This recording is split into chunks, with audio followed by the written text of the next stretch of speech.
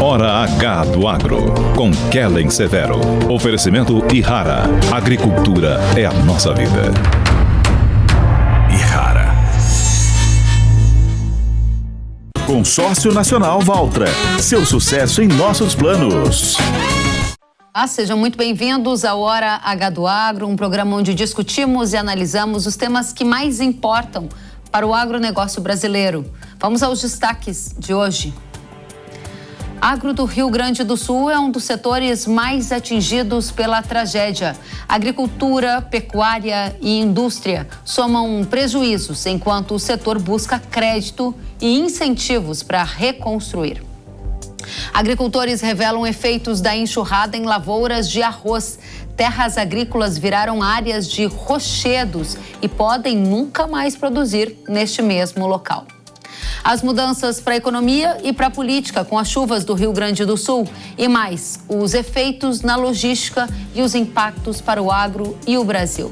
Tudo isso e mais nesta edição do Hora H do Agro, que já está no ar. As chuvas sem precedentes que atingem o Rio Grande do Sul causam um prejuízo bilionário. Um levantamento inicial realizado pela Confederação Nacional dos Municípios calcula 7,5 bilhões de reais em perdas. A agropecuária é o setor mais afetado. Na cultura do arroz, algumas lavouras ficaram completamente debaixo d'água. A gente lembra que o estado é o maior produtor do cereal. Há relato também de lavouras de arroz que ficaram completamente tombadas. Já há casos mais graves em que o arroz e o solo foram completamente levados com as águas. Só sobrou rocha no local onde antes era uma lavoura. E na soja, os principais impactos foram sentidos na qualidade do grão devido ao aumento da umidade. Os campos ficaram submersos. A colheita está sendo feita, em alguns casos, debaixo d'água. Já os grãos de soja ficaram completamente estragados e há relatos de dificuldades na secagem devido à falta de energia elétrica. Os armazéns também chamaram a atenção pelos prejuízos que tiveram. Alguns ficaram tomados pelas águas, como os que vocês podem acompanhar pela televisão. Estruturas completamente danificadas. Além disso, há casos em que os grãos armazenados, especialmente arroz e soja, incharam tanto que a estrutura dos silos não aguentou e estourou. No milho, lavouras ficaram completamente devastadas. A enxurrada levou parte das lavouras. Já há casos de espigas totalmente danificadas, como essas que aparecem no vídeo. Há relatos também de lavouras que tombaram com a força das águas.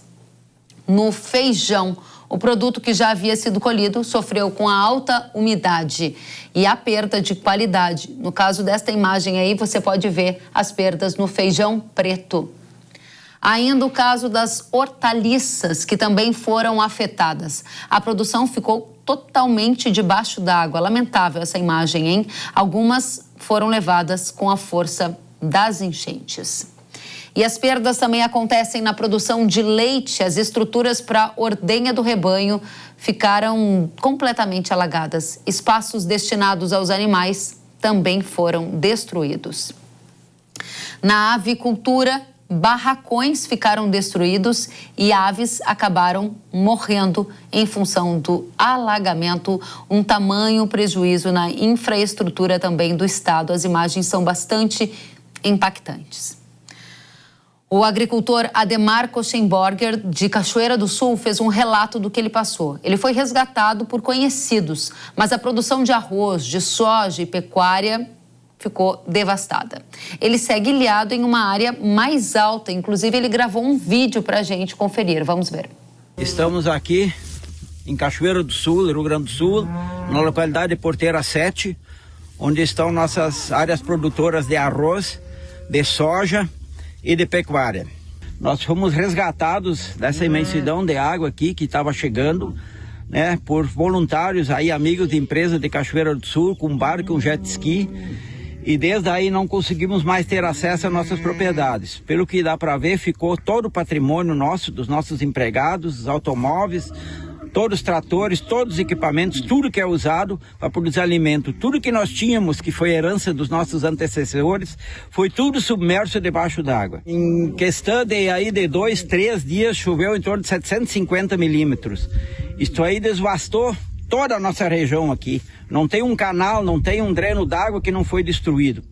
Estamos aqui ainda sem energia, já desde o dia anterior ao que nós saímos, desde quarta-feira, semana passada, sem energia, sem internet, né? Estamos com enorme dificuldade de alimentos, pois estamos numa região de difícil acesso, porque as estradas foram todas destruídas, né? A nossa produção tem parte que está nos silos, aqui da região central, falo agora em nome da região central. Somos responsáveis aqui por produção em torno de 10% da produção de arroz, né? Teve uma parte que estava nos silos, a outra parte ainda estava por colher. O que nos preocupa é todo o nosso maquinário que foi destruído aqui em toda a região central do estado, desde casa de moradia, né? Desde automóveis, canais, rede de luz. Temos lavouras devastadas que não existe mais onde plantar. Então essa situação é muito preocupante, né? Precisamos de muito recurso e de muita união aí para começar praticamente do zero, porque até a roupa do corpo, nós saímos só com a roupa do corpo e um saco de comida, porque não deu tempo. O que levaria em torno de 7 dias para encheu em menos de 5 horas. Então a situação ficou mais desesperadora ainda. Ademar, muito obrigada pelo seu relato. A gente fica muito impactado em observar tudo o que está acontecendo no Rio Grande do Sul. A gente vai continuar o nosso trabalho aqui para levar informação e tentar de alguma forma contribuir para vocês superarem esse momento e reconstruírem tudo o que for preciso. Obrigado pelo relato, Ademar. O Rio Grande do Sul, ele é um importante estado no agronegócio brasileiro. Para você ter uma ideia, o estado é o 3º maior produtor de suínos, é o 4º maior produtor de aves, é o 5º maior de ovos e na produção de bovinos ele alcança a 8ª posição. Na agricultura é o maior produtor de arroz e está entre os 3 principais produtores da soja brasileira. A gente vai agora tratar da situação no Rio Grande do Sul, dos impactos, perspectivas, trazendo 2 convidados que conhecem muito bem o assunto. O César de Castro, que é consultor agro do Itaú BBA. Seja muito bem-vindo, César. Obrigado pelo convite, Kelly. Prazer falar com você. Obrigada. E Ricardo Santin, que é presidente da Associação Brasileira de Proteína Animal. Santin, seja muito bem-vindo. Obrigado, Kelly. Prazer estar aqui com você para poder relatar um pouco do que estamos enfrentando aqui no Rio Grande do Sul. De fato, eu vou inverter um pouquinho, César, e pedir a sua licença, já que a gente está contando com o Santin direto de Porto Alegre, no Rio Grande do Sul, para que você comece esse painel nos contando qual é a situação que você viu, o que está acontecendo com o agro, com as famílias. A gente, claro que o noticiário está cheio dessas informações, mas o seu olhar é um olhar especializado e a gente gostaria de te ouvir.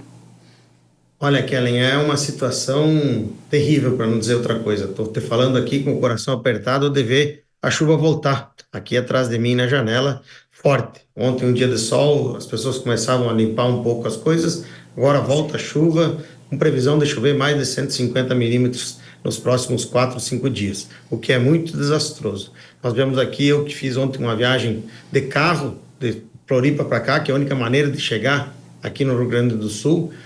O centro está ilhado, o interior devastado. Você mostrou aí, né? A gente ainda está levantando o número de suínos e o número de aves que pereceram, são números bem impactantes. A boa notícia é que as plantas começaram a voltar a trabalhar, né, com menores capacidades, mas começam a colocar, e aí você não tem mais aquele risco iminente que era de desabastecimento na área da proteína. Mas é um impacto absolutamente estrondoso. Você vê, hoje as pessoas estão se mudando para o litoral, onde tem água. Tem vários locais de Porto Alegre que ainda não tem água e luz, energia, e é uma luta. Agora, hoje, para você saber, a prefeitura está derrubando uma passarela de pedestres na entrada da cidade para construir uma nova via para poder entrar os caminhões com mantimentos. E no interior, tem lugares que se foi a cidade. Os números de aves que foram impactadas, a gente fala em 1 milhão. E isto vai demorar um pouco para recuperar toda essa cadeia. Mas a gente está aí, o Rio Grande é forte, é resiliente, passou por outras e vai conseguir vender, porque eu acho que de tudo isso, se há uma coisa boa que a gente pode falar, Kellen, aqui, para todos os ouvintes do Hora H do Agro, é a solidariedade.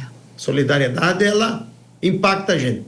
aqui do mundo, do Brasil. É coisa bonita de ver as pessoas, às vezes, funcionários que perderam toda a sua casa e estão indo no hospital, na polícia, resgatar os outros. Tem nada nem para onde voltar, mas não param de ajudar. Então isso é uma coisa bonita. Concordo muito com você, Santin. A gente vê muita solidariedade e o valor da vida humana, né? Tem pessoas que perderam tudo de bem material, mas estão com palavras de fé, com palavras de força para ajudar outras pessoas que perderam também os bens materiais, mas que estão com a vida humana. E isso realmente é muito, muito impactante. O Santin trouxe para a gente, além dos relatos de qual é a situação no Rio Grande do Sul e também da chuva que volta nesses últimos dias, agora, desde sexta-feira, dizendo que as plantas já retomaram atividades. Algumas plantas frigoríficas estavam com as atividades interrompidas e o risco de desabastecimento de algumas proteínas estava chamando a nossa atenção. E o Santin já trouxe também milhões de aves impactadas, ou seja, a morte desses animais. A gente volta com você, Santin, agora daqui a pouco. Antes eu quero ouvir você, César, que cobre o setor do agro há muito tempo. Quais são os impactos dessa tragédia no Rio Grande do Sul que vocês já puderam observar, não só no setor de proteína, mas também de grãos e de outros alimentos? Oi, Kellen. Olha, o que nós temos mais nos preocupado aqui, né, pensando só no mundo agro, pensando nas produções, né, claro que toda essa história, os impactos no agro acabam sendo secundários à tragédia humana, né, assim dizendo. Nós estamos muito preocupados com as chuvas que estão previstas para os próximos dias, né? Até a próxima segunda-feira deve ter um aumento dos volumes e essa chuva deve descer, né, para o sul do estado. No entanto, pensando no agronegócio, a nossa preocupação maior está na infraestrutura e na logística, né? A reconstrução dos acessos às fazendas para que possa ter o direcionamento de rações, para que possa retirar os animais que estavam prontos, para que se possa ter uma mínima fluidez, levar alimentos, água para os animais, para as pessoas. Isso acho que é o mais crítico. Muito dos impactos que podem vir vão depender muito da questão logística e dessa infraestrutura. Claro que para reconstruir tudo como estava vai demorar muito tempo, mas operações de emergência para permitir a fluidez, né, de mercadorias, animais, é o mais importante nesse momento. Nós achamos, né, bastante precipitado falar em desabastecimento e grandes impactos inflacionários, dado que o país é muito grande. Entretanto, alguns produtos, sim, realmente nos preocupam muito. O principal deles é o arroz, né, dado o fato de que o Rio Grande do Sul produz, né, representa 77% do arroz irrigado do Brasil, é uma parcela relevante. A safra ela já tinha um crescimento pequeno, né, projetada no Brasil em relação ao ano passado, talvez agora fique mais parecido com o número. Nós entendemos que tem mercadoria, tá? Obviamente o que não foi colhido sofre um grande risco de se perder tudo, isso vale para o arroz, para a soja, vai depender muito da dimensão dessas chuvas, né, que estão por vir aí nas áreas remanescentes. Parece muito complicado colher a soja nessa condição, né? Ela vai perder muito qualidade, mas nós entendemos que tem condição de fazer um remanejamento, a logística, né, e como o Ricardo comentou, a solidariedade vai permitir as ações serem mais rápidas do que numa condição normal. Então, é possível que a gente tenha uma mínima organização dessa logística de arroz para poder, né, retirar dos armazéns o que já tinha sido colhido e direcionar para outras regiões do país. Eu acho que esse setor ele é bem relevante. Muito mas, ora, sem dúvida, nós vamos ver grandes impactos, né, em diversas cadeias pela capilaridade, né, do Rio Grande do Sul em muitos setores, embora de muito difícil dimensionamento do tamanho. Certamente alguns produtores vão sucumbir, não tem como, produtores pequenos que perderam tudo, em alguns setores, né, de uma dinâmica mais difícil, como o leite, por exemplo. Certamente nós vamos ver casos muito críticos, vai aumentar as perdas, né, a saída de alguns produtores, mas num nível Brasil macro, a gente deve ter no devido momento um reequilíbrio dessa situação. Alguns produtos como o arroz já estão subindo, né? Obviamente isso era de se esperar. No Rio Grande do Sul, especialmente, essa situação vai ser mais complicada no curto prazo, mas a gente entende que com calma, no devido momento, a gente deve ver a situação regularizando da distribuição dos alimentos e proteínas e sem grandes impactos em nível nacional. Tá? César, você algumas vezes mencionou aqui o arroz como um dos alimentos que pode sofrer o maior impacto em preço no curto prazo.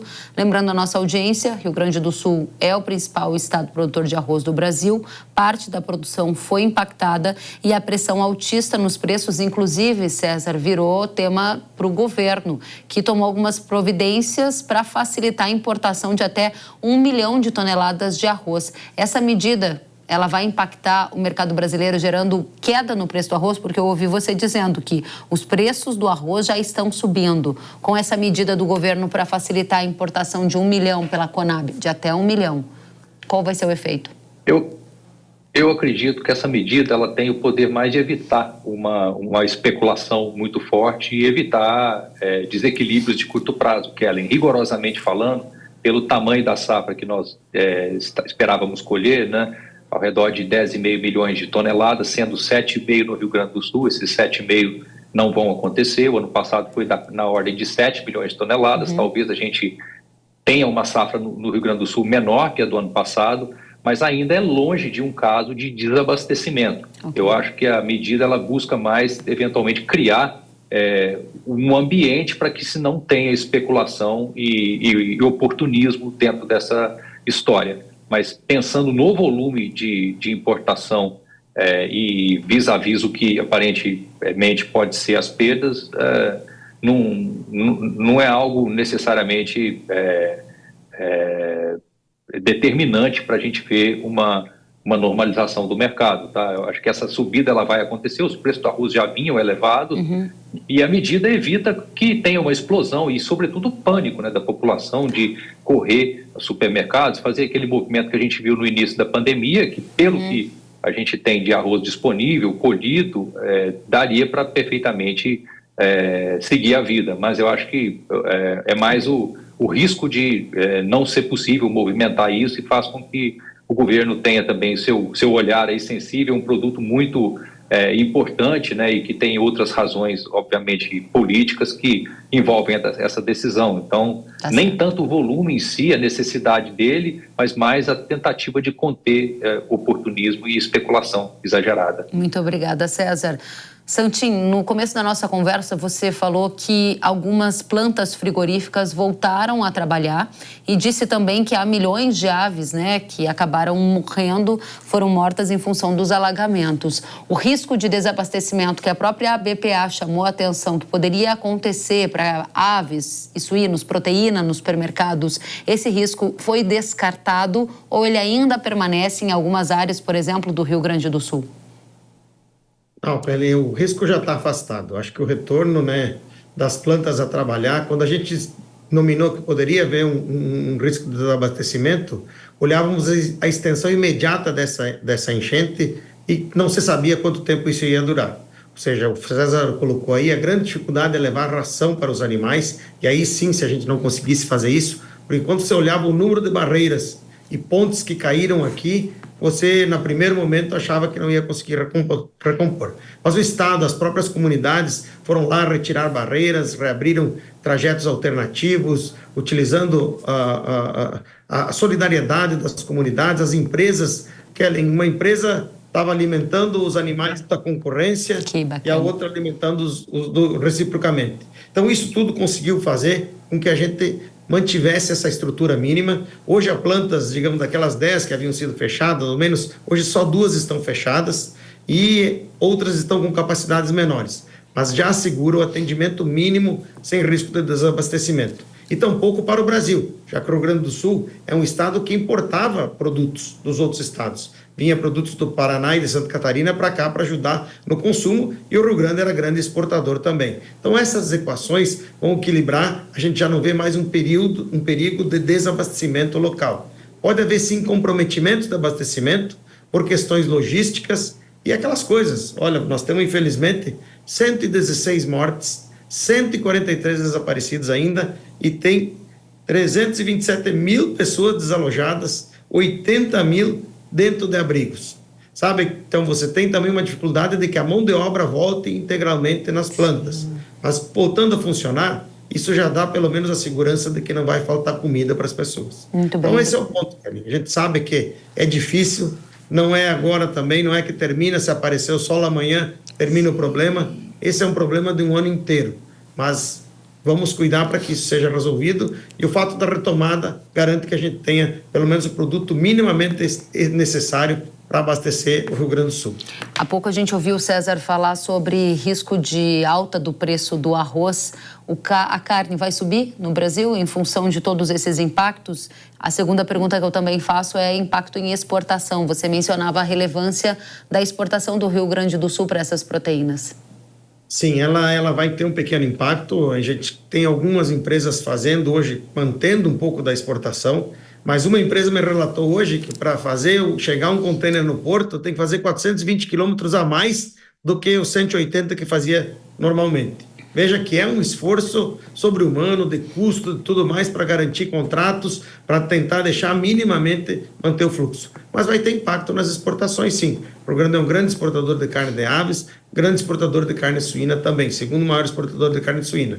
Isso vai ter reflexo nessa balança, mas lógico, a priorização nesse momento é manter comida na mesa dos brasileiros. Quanto ao preço, a gente espera que no Brasil não tenha tantos impactos, naturalmente que essa quantidade que o Rio Grande do Sul pode demorar um pouco mais para recuperar a sua produção, ela vai ser buscada nos outros estados. E além da oferta e da demanda, ela acaba tendo pequenos reflexos pontuais. Mas não é nada que vá fazer uma explosão de preço nas prateleiras, salvo especulações, que não é do nosso setor, tenho certeza, e eu tenho certeza que maior parte do varejo brasileiro também não vai dar razão para especulação nesse momento, que é um momento de muita ajuda e colaboração dentro do país. Muito bem. César, dentro desse cenário em que a gente está aqui observando a sua fala em relação à infraestrutura, logística, e o Santin de alguma maneira confirma tudo isso quando ele diz que as exportações, né, de proteínas podem ser impactadas lá no Rio Grande do Sul, a minha pergunta para você é, a soja é bastante importante no Rio Grande do Sul. O Itaú BBA vai revisar para baixo a produção nacional, a estimativa, e qual é o segundo maior impacto de toda essa tragédia no Rio Grande do Sul para o agro? Sim, Kelly, a gente deve revisar para baixo, né? Nosso número aqui é que uma perda potencial adicional, tá? Talvez de 3 milhões de toneladas, né? Pensando no que não foi colhido, pensando se tudo isso eventualmente virar perda. A gente sabe que os impactos foram diferentes em regiões. Nosso time lá do Rio Grande do Sul, né, nós conversamos hoje mais cedo com todos lá e são bem diferentes o impacto, né, até aqui. Resta ver como é que vão ser essas chuvas dos próximos dias, mas sim, a gente deve revisar um pouco para baixo. Mas no caso da soja é importante lembrar, Kellen, que a gente ainda trabalhava, né, antes das chuvas com o Brasil tendo colhido, né, na safra 23, 24, 153 milhões de toneladas de soja. Isso, junto com as 50 que a Argentina vai provavelmente colher, ainda significa no mundo entre 16 e 18 milhões de toneladas de soja a mais em relação ao ano passado. Então, essa redução que a gente provavelmente deve fazer, ela não muda a história substancialmente da soja para um cenário mais apertado. Ela diminui um pouco o resultado aqui da safra brasileira, mas também não substancialmente, lembrando que quase 80% da soja no Rio Grande do Sul já estava colhida, mas sim tem algo a mais aí para ser reduzido nos números que a gente vinha trabalhando aqui. Então esse é o principal ponto. Eu destacaria o segundo setor, né? Acho que o arroz, a soja são os mais importantes, o milho preocupa pouco, né? Grande parte da primeira safra já tinha sido colhida também no contexto nacional e sobretudo com a safrinha vindo muito bem, né, na maior parte dos estados, não é um grande problema, talvez uma redução adicional aí de 500 mil toneladas, numa safra de 122, 123, que é o que a gente trabalha, não é tão preocupante. Eu adicionaria mais as proteínas mesmo, né, a depender do tempo, né, que a gente vai ver para tudo se restabelecer, eventualmente a reconstrução também das aves matrizes, né, tudo isso não é só o ciclo de alojamento do pintinho até o frango, né, no suíno também às vezes tem um ciclo um pouco maior, desde os leitões, então isso a gente ainda não tem muito claro. O Rio Grande do Sul é importante em suínos, né, 17% da produção nacional, então esses setores preocupam. Eu colocaria também o leite, também pela relevância do estado, como uma cadeia que pode ter alguma redução aí na margem, mas que pensando mais adiante, a gente tende a ver uma normalização disso. Então, principal, o arroz, o trigo, felizmente, né, apesar da relevância, né, de 45% do estado, não tinha sido plantado ainda, não tem aqui perdas, né, não foi plantado, e as proteínas também, né, junto com a soja que você comentou. Muito bem, gente, eu quero agradecer demais Ricardo Santin, César de Castro, por estarem conosco nesse momento tão delicado, trazendo as informações mais relevantes possíveis para ajudar a nossa comunidade, a nossa audiência. Santin, desejo a você um bom fim de semana e eu sei que você está em Porto Alegre, um lugar que está passando por essas dificuldades. Fica aqui a nossa palavra também de solidariedade para todos aí do estado. Obrigado, Kellen. Eu, saindo daqui da entrevista, vou ajudar um abrigo aqui perto, que tem 2 aqui perto da minha casa, mas eu quero dizer para nossos ouvintes e espectadores que o nosso setor está fazendo o seu melhor para não deixar faltar comida na mesa dos brasileiros. Nós vamos continuar aqui resiliente, lutando. O César colocou bem, às vezes a extensão é um pouco maior, mas a gente está aí, vai deixar, não vai ninguém passar falta de produto, porque o setor já está se recuperando e vamos conseguir fazer isso com muito esforço. Um abraço aí a todos, obrigado pela oportunidade. Obrigada a você, a gente sabe da força do campo, vocês já deram exemplos de muito bem sucedida logística e enfrentamento das adversidades na pandemia, eu tenho certeza que não vai ser diferente agora. Obrigada, Santin. César, sua palavra final.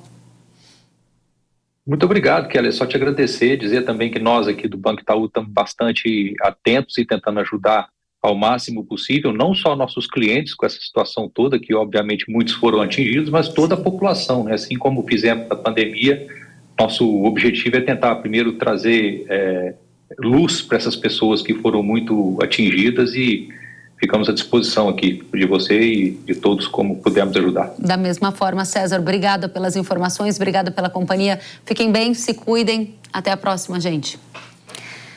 E na semana, entidades do agro do Rio Grande do Sul se uniram com o ministro da Agricultura, Carlos Fávaro, e com secretários da pasta para pedir ajuda ao setor.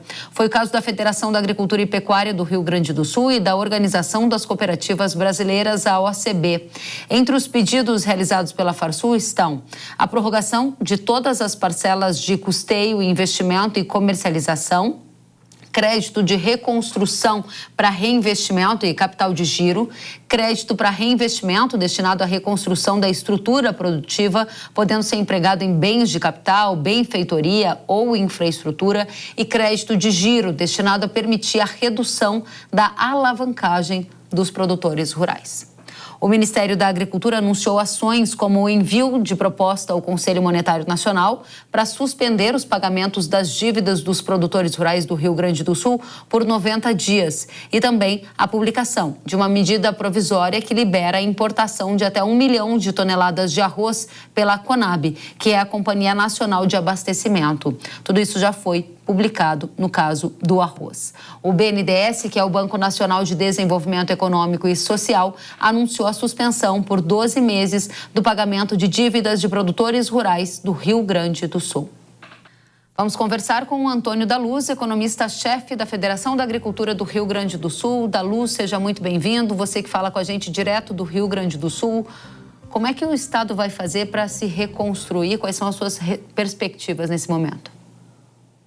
Bom, Kellen, primeiro, prazer estar contigo na Hora H do Agro. Uma pena que nessa circunstância eu não tenho dúvida que o Estado vai se reconstruir, até porque nós, com toda a solidariedade, com todo o apoio, com tudo que nós estamos recebendo de energia positiva, de doações e, sobretudo, com essa demonstração que nós somos um país e uma nação, a partir do que está acontecendo, nós não temos dúvida que nós vamos nos reconstruir. Agora, é evidente que é importante, Kellen, nós termos uma participação do governo bastante efetiva. Afinal de contas, para nós termos uma ideia, por ano, nós pagamos 65 bilhões de impostos federais, os quais voltam para o estado do Rio Grande do Sul 13. Ou seja, ficam 52 bilhões de reais em Brasília, né, que o Rio Grande do Sul manda para Brasília, para ajudar a Brasília a desenvolver esse país maravilhoso que nós temos. Agora, é momento de nós entendermos que o que se passou no Rio Grande do Sul é um evento completamente fora do comum e vai precisar de um apoio, portanto, também fora do comum, não só das pessoas, mas também do governo. Você me dá um link para eu te perguntar como você avalia as medidas anunciadas pelo governo federal até o momento para o Estado. A gente tem, objetivamente, uma medida que favorece a importação do arroz, outra que é uma expectativa de prorrogação do pagamento de dívidas rurais por 90 dias e tem ainda o BNDES deixando 12 meses, né, de prazo para que sejam pagas as parcelas de crédito. Essas medidas não são suficientes. O que mais precisa ser feito no curto prazo? Não, elas não são suficientes de fato, Kellen. Bom, primeiro eu vou falar do pacote geral que o governo ele trouxe, né? Em primeiro lugar, o governo foi bastante ágil. Na quinta-feira fez uma coletiva, o ministro da Fazenda já fez uma série de anúncios importantes mas nós temos que entendê-los como iniciais, né? São 51 bilhões de reais, mas do governo mesmo, 7. Porque 35 bilhões, por exemplo, são recursos que as empresas vão tomar no mercado, são empréstimos que as empresas vão fazer, e o papel do governo é criar um fundo garantidor ali para diminuir o juro, mas não é dinheiro que o governo está colocando, né? Nós temos ali também retirada do fundo de garantia, antecipação de imposto de renda, enfim, são medidas, devolver o dinheiro para o dono, né? Então, do governo mesmo, são 7. Mas eu não tenho dúvida que são iniciais, porque nós vamos precisar aportes muito mais significativos para fazer toda a reconstrução, sobretudo infraestrutural. Precisa vir dinheiro para o governo do Estado, o governo do Estado está perdendo muita receita, para os municípios, que estão perdendo muita receita nesse momento, e vão ter muito gasto para fazer a infraestrutura. A gente precisa algo parecido com o que foi na época da pandemia, né? Talvez até um pouco mais intenso. E por que no agro, Kellen, nós temos que também ter um olhar diferenciado? Numa estiagem, que é um drama, uma estiagem, sabe bem, você sempre trouxe aqui para os seus telespectadores a realidade do que é uma estiagem. Agora, uma estiagem, eu perco o que eu produzi. Neste evento, os produtores perderam o que produziram, perderam o solo. Tem propriedades que estão sem solo, ficou só pedra no local. Eles não têm nem onde plantar.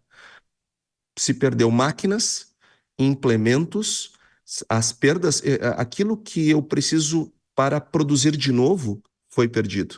Então, a diferença ela tem que ser percebida e as políticas desenhadas. Nós tivemos um anúncio para a agricultura familiar e Pronamp, um anúncio interessante, eu acho que é um bom começo.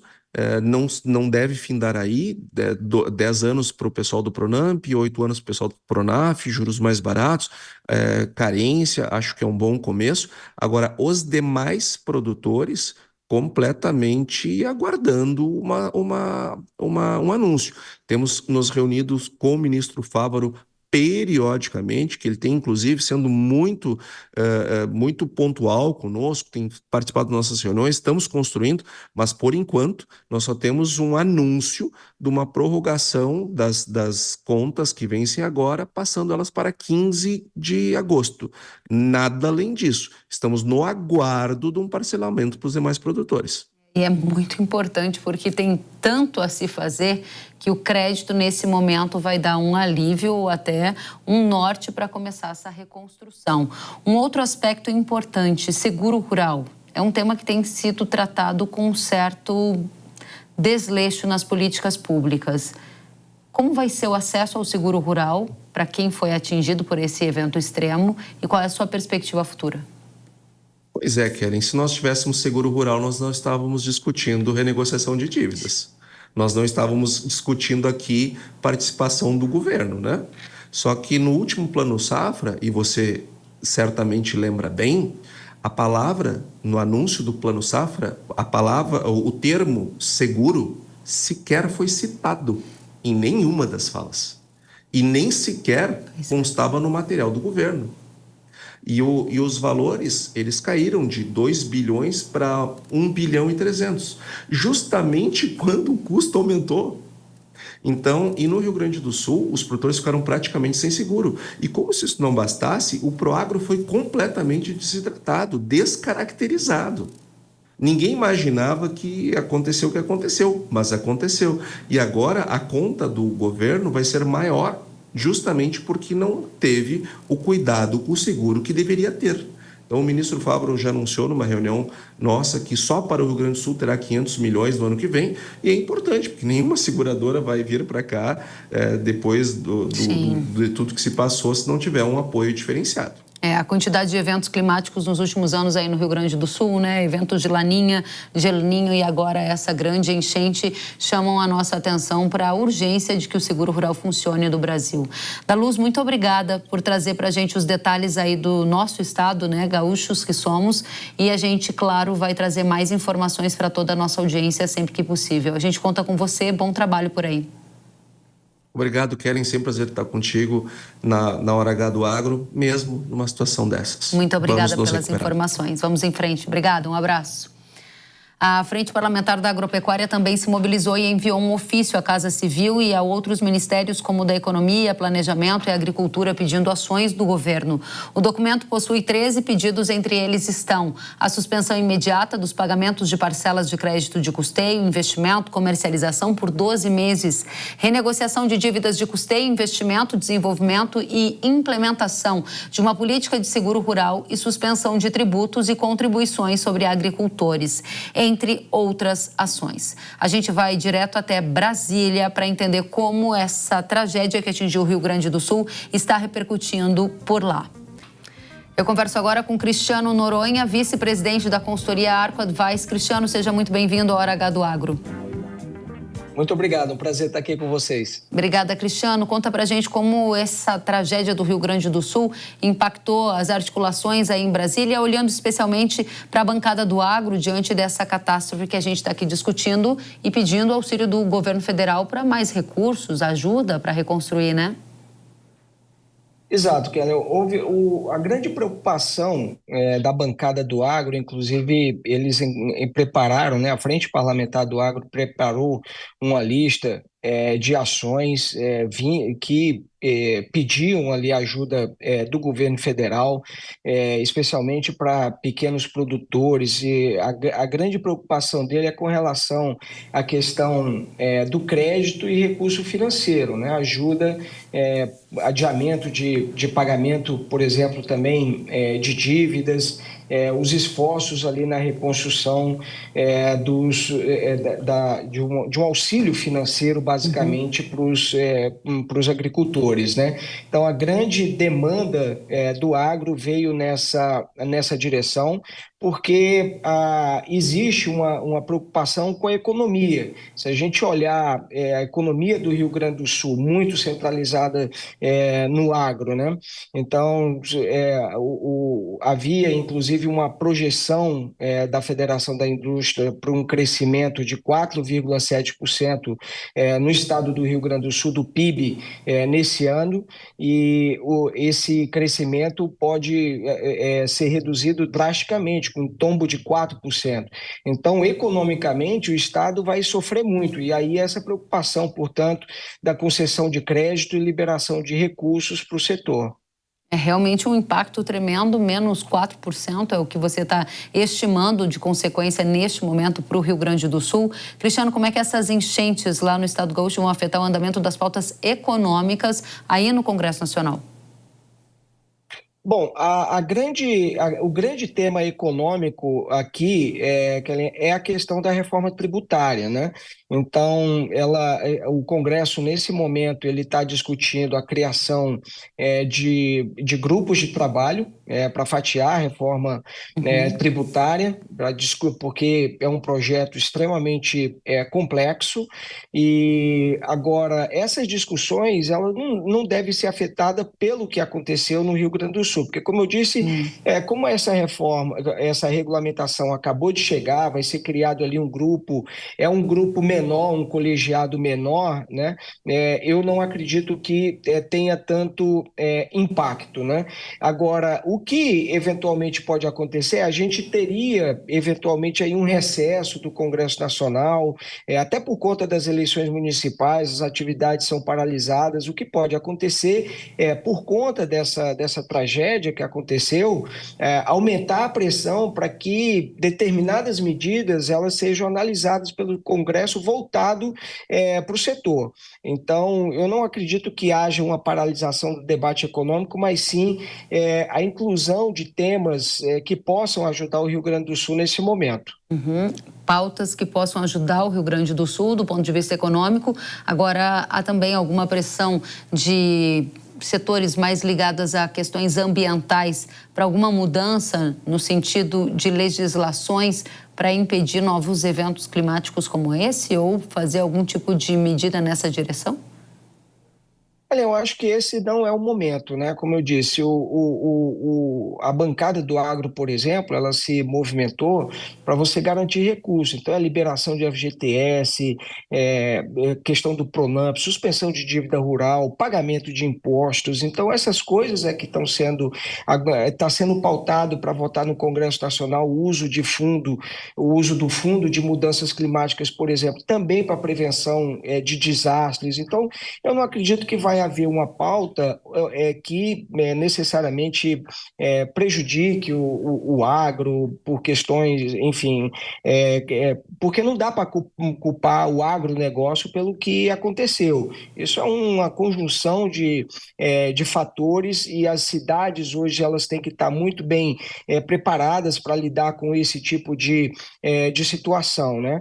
Então, o que a gente vê nesse momento é o Congresso se mobilizando para como disponibilizar recursos, como esse uso do Fundo do Clima, por exemplo, para também ser utilizado nessa contenção de desastres. Uma última pergunta, Cristiano, nesse contexto em que há uma expectativa de que o governo coloque recursos para socorrer o Rio Grande do Sul, começaram algumas discussões sobre impactos de afrouxamento fiscal e também um atraso na curva de queda de juros aqui no Brasil. É isso que você espera? Olha, houve uma grande preocupação, Kellen, porque houve a aprovação de uma norma que você possa furar ou retirar da meta fiscal, né, esses gastos com situações como essa que aconteceu no Rio Grande do Sul, né? Então, isso, obviamente, dentro de um contexto onde o governo já estava com dificuldade na questão fiscal, a gente está vendo aí a batalha do ministro Fernando Haddad, por exemplo, por recursos, foi mais um ingrediente de preocupação no mercado. Não que o mercado seja insensível em relação a isso. Nesses momentos, até, o Brasil já gastou muito dinheiro, por exemplo, por conta da pandemia, e o mercado assimilou isso bem. É necessário que se faça.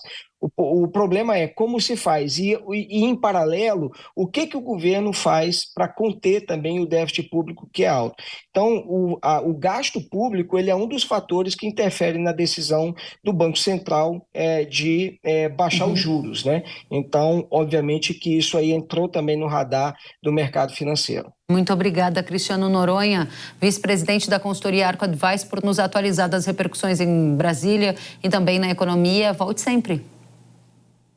Obrigado, estou sempre à disposição. Obrigada a você, até a próxima.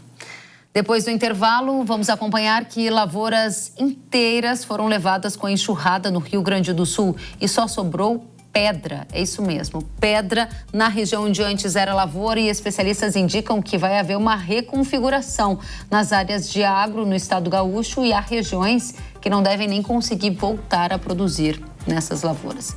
E mais os impactos das perdas de infraestrutura. Tem tudo isso, tem muito mais. Eu espero você. Até.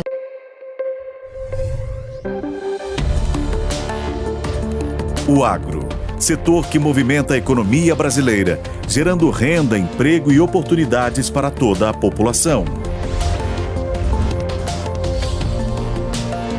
Hora H do Agro, com Kellen Severo. Ferrugem, mancha-alvo, antracnose, oídio e anomalia da soja são grandes ameaças à produtividade, mas elas não resistem à força da solução inovadora da Yara. Agora é com Sugoi, o avassalador, o fungicida que traz a praticidade do protetor na fórmula, com o máximo poder da tripla ação contra as doenças da soja. Sugoi. é da Irara. Produtos agrícolas, apenas o receituário agronômico. Consulte sempre um engenheiro agrônomo. Zico, eu tenho a dica certa para você que não leva apenas sua carga, mas impulsiona o progresso. O consórcio MAGE Volkswagen Caminhões e Ônibus é ideal para ter seu caminhão novo, aumentar ou renovar a sua frota. Zero de entrada, parcelas a partir de R$ 2.800 e aqui o cartão vermelho é para os juros. Dê o primeiro passo para essa vitória. Consórcio MAGE Volkswagen Caminhões e Ônibus, a estrada da conquista começa aqui. Sabia que o Brasil é um dos maiores produtores de soja e milho no mundo? Esse mercado movimenta mais de 70 bilhões de dólares anualmente e tem muitas oportunidades.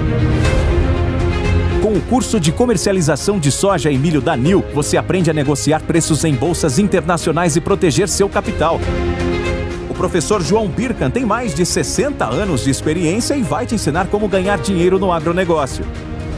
Quero garantir uma taxa melhor do dólar para daqui a 12 meses. Esse curso é ideal para você que quer trabalhar com trading de soja e milho no mercado financeiro e para você que é produtor e quer potencializar os lucros com sua safra. Ingresse no setor que mais cresce no Brasil. Acesse nilcursos.com.br e inscreva-se.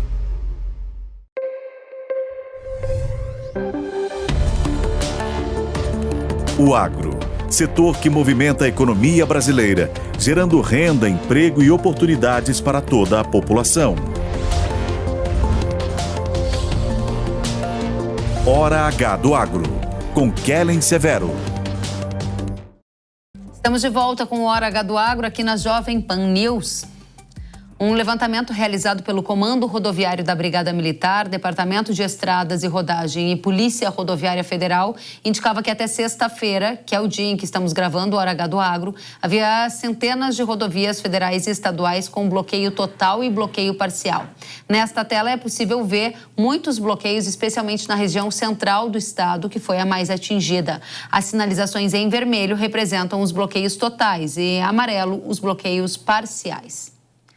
A Associação Nacional dos Exportadores de Cereais, ANEC, disse que devido às dificuldades logísticas, houve um aumento do trajeto rodoviário em cerca de 400 quilômetros. A associação relatou dificuldades para complementar cargas de soja em navios vindos da Argentina por conta do atraso na chegada do produto ao porto. Havia também dificuldade de abastecimento de combustível dos navios no porto de Rio Grande. Já a Bunge informou que suspendeu temporariamente as atividades da unidade de esmagamento de soja e de seu terminal portuário Rio Grande. A suspensão das atividades é uma medida preventiva e foi tomada em razão das previsões de cheias na região nos próximos dias. Vamos à logística do estado do Rio Grande do Sul, conversando com Edeon Vaz, que é diretor executivo do Movimento Pro Logística. Edeon, seja muito bem-vindo. Em quanto tempo você acredita que o Rio Grande do Sul vai conseguir reconstruir toda a infraestrutura? Kellen, nós temos que considerar as medidas emergenciais, ou seja, que dará tráfego às principais rodovias do Rio Grande do Sul. Isso leva um mês e meio, no meu cálculo. E nós temos a recuperação efetiva. Tem trechos que vão levar de um ano e meio. Porque isso são obras grandes, obras demoradas, que vão ter que ser refeitas. Agora, o dano mesmo nessa região alagada, nós só vamos sentir depois que as águas baixarem, né? Uma vez que, enquanto está cheio, você não consegue visualizar o tamanho do problema. E como é que nós temos informações... Pois não. Nós temos informações que o DENIT está atuando de forma muito forte, assim como as concessionárias, nas rodovias federais e também nas concessões estaduais. Vamos ver como é que vai se conseguir evoluir com esse tamanho de problema. Como que o agro do Rio Grande do Sul vai ser impactado e quais os efeitos colaterais na logística, não só da região sul, mas também do Brasil, na sua avaliação, que é um conhecedor do modal do agro brasileiro? Nós temos a safra gaúcha, ela normalmente sai pelo Porto de Rio Grande, um pouco pelo Porto de Imbituba, em Santa Catarina. Então, eu acredito que os grãos acabam sendo desviados para esses portos Atitudes como o da Bunge, lá em Rio Grande, é uma atitude preventiva, porque eles não sabem que nível vai acontecer e o prejuízo pode ser muito maior. Nós temos que esperar para ver o que vai acontecer, mas realmente o desvio que está sendo necessário fazer para que a produção do Planalto, do Rio Grande do Sul, chegue ao Porto de Rio Grande, ele realmente acrescenta aí uns 400 quilômetros, uma vez que ele dá uma volta muito grande, né? Uma volta mais voltada em direção à divisa com a Argentina. Sim. Desculpe, pode continuar, perdão. Você fez uma pausa e eu achei que você tinha concluído. Então, eu acredito que, assim, impactos maiores no escoamento dos grãos, ele não deve ter. O impacto é esse que nós estamos falando, os grãos, principalmente do Planalto, que vão ter que ir por outro caminho, por outras estradas, até o Porto de Rio Grande, como você mesmo mostrou e falou no início. Muito bem. Edeon, de quanto dinheiro vai ser preciso para refazer tudo o que foi perdido? E esse dinheiro vai vir apenas do governo ou você acredita que vão ter iniciativas de concessão, iniciativa privada atuando fortemente para acelerar esse processo de reconstrução? Eu acredito que vai ser um somatório de recursos, tanto do recurso do governo federal, do governo estadual, assim como das concessionárias. E, obviamente, as concessionárias vão ter que repassar isso de alguma forma. Porque uma catástrofe dessa, duvido que as concessionárias tinham um seguro para isso, né? É um momento que tem que se dar às mãos do setor privado, o setor público, sim, tanto federal quanto estadual e até municipal, buscando equacionar esse tremendo problema. Agora, em termos de recursos, qualquer valor que a gente for falar é um chute muito grande, né? Mas eu acredito que não se vai recuperar a infraestrutura do Rio Grande do Sul por menos de 3 bilhões de reais. Pois é, realmente os estragos são enormes e a gente vai precisar de mais dias para também entender os próximos passos, o que vem por aí. Edeon, é muito bom contar com você, especialmente para trazer os destaques da logística. A gente espera que você volte mais vezes com boas notícias da recuperação da infraestrutura no estado do Rio Grande do Sul e no Brasil, com bons efeitos para o agro. Edeon Vaz, que é o diretor executivo do Movimento Pro Logística. Volte sempre, Edeon. Obrigada pela companhia. Eu que agradeço, Kelly. Estamos à disposição. Da mesma forma, até a próxima. E no Rio Grande do Sul há relatos de lavouras inteiras que foram levadas com a enxurrada. Só sobrou pedra. É o caso de uma área de arroz em Agudo, na região central do estado. Confira. Aqui, pessoal, era tudo lavoura de arroz. Hoje o que sobrou é buraco, pedra e montes de areia. Foi o que sobrou da lavoura de arroz. Essa é a situação. É uma situação impressionante. A gente vai até o Rio Grande do Sul para ter mais detalhes sobre isso, porque lá no Rio Grande do Sul, além desses relatos de lavouras inteiras que foram levadas com enxurrada, que só sobrou pedra, que a gente acabou de conferir, tem mais destaques. A gente vai conversar com o engenheiro agrônomo que atende esse agricultor que teve a lavoura levada com as águas. Seja muito bem-vindo, Christian Eduardo Gomes. Você está no Rio Grande do Sul, chove por aí, o cenário ainda é bastante desafiador, eu imagino. Para esses próximos 3 dias, são mais ou menos 150 milímetros de novo, em cima dos 700, que, mais ou menos, que já tivemos, né, no início do mês. É realmente muita chuva. Christian, o que aconteceu exatamente com essa lavoura do agricultor Haddad, que a gente viu pedras e mais pedras numa área onde já foi uma lavoura, o solo foi varrido, a lavoura foi varrida, sobrou só essa nova situação de um monte de rocha? O fluxo d'água, o turbilhão de água que acabou descendo, né, devido a esse pico de chuva, acabou acontecendo que arrasou com a lavoura por completo, né? Onde havia arroz a ser colhido, enfim, a cultura toda foi e simplesmente a pressão da água foi tão grande que levou estruturas como galpões, máquinas agrícolas, redes elétricas inteiras e também o solo, ficando somente ali o material primário mesmo, né? Pedras e rochas, né? E não é só ele, infelizmente, né? Assim como ele, nós temos dezenas de produtores ali, nas duas encostas, né? Na encosta, no outro lado, tem produtores também, como a família Segabinazzi lá também, que simplesmente arrasaram. Praticamente metade das áreas que já são pequenas, né? Ficaram inviáveis hoje para qualquer cultivo. Esse é o ponto. Essas áreas ficaram inviáveis para qualquer cultivo. Famílias de agricultores que têm a propriedade da terra tiveram a terra varrida pelas águas e o que sobrou foram rochas. Rochas que não configuram uma condição para novos plantios nos próximos anos. Não, infelizmente não. O que a gente percebe aqui, que as pessoas acho que não conhecem, a região central do estado, a depressão central, como é reconhecida geograficamente, ela é feita por pequenas propriedades, né? Praticamente agricultura familiar. São propriedades que já se cultivam arroz há mais de 50, 60 anos. O berço da colonização alemã e italiana, lá no século passado. Então, eles abriram no braço, isso aqui tudo fizeram as lavouras, umas lavouras extremamente produtivas, com uma qualidade de arroz excepcional, só que um evento desses, infelizmente, arrasou com tudo, né? Arrasou com a propriedade, com a estrutura de solo e com a esperança desses pobres produtores. Você está falando de toda essa situação, dos plantios que agora não poderão ocorrer nessa mesma região. Qual a saída que você vê enquanto engenheiro agrônomo? Perdão, está cortando. Qual a saída que você vê enquanto engenheiro agrônomo para essa situação?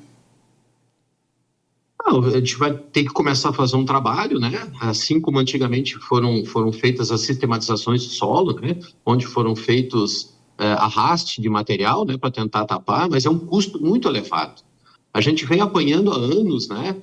Com a baixa remuneração, principalmente da lavoura orizícola, e onde se torna praticamente inviável a recomposição dessas áreas.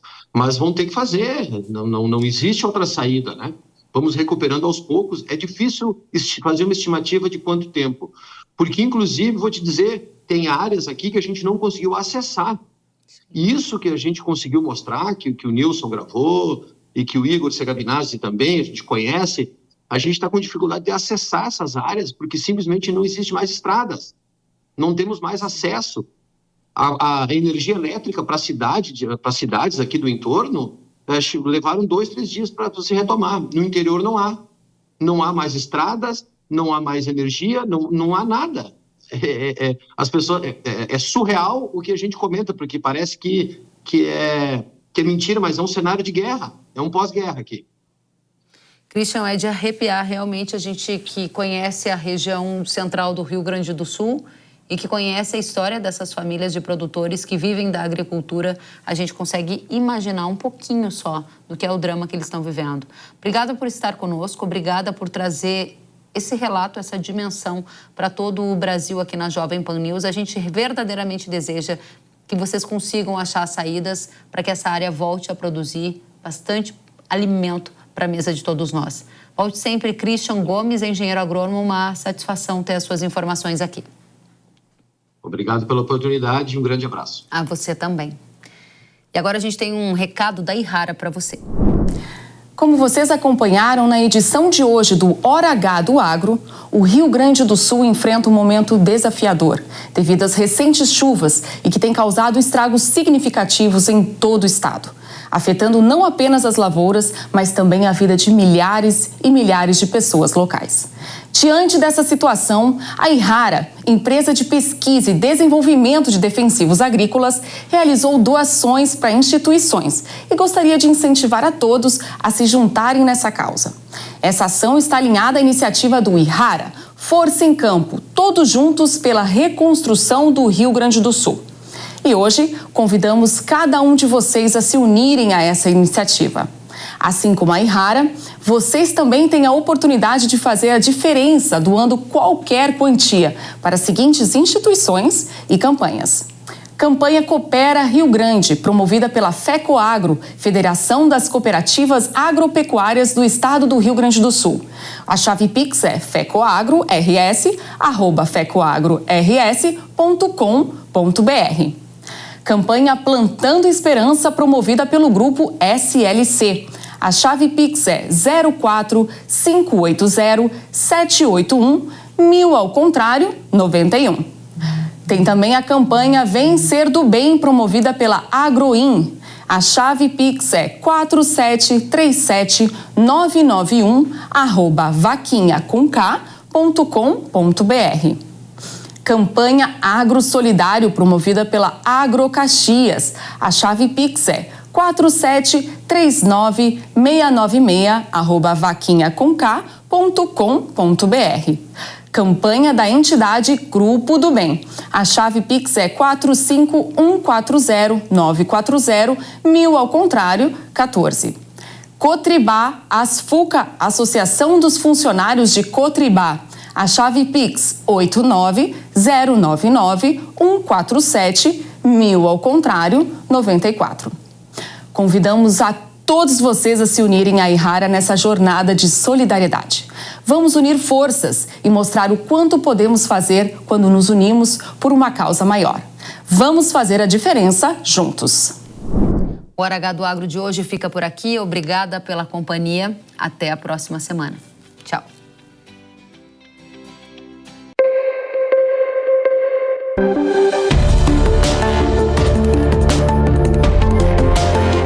Hora H do Agro, com Kellen Severo. Oferecimento Ihara.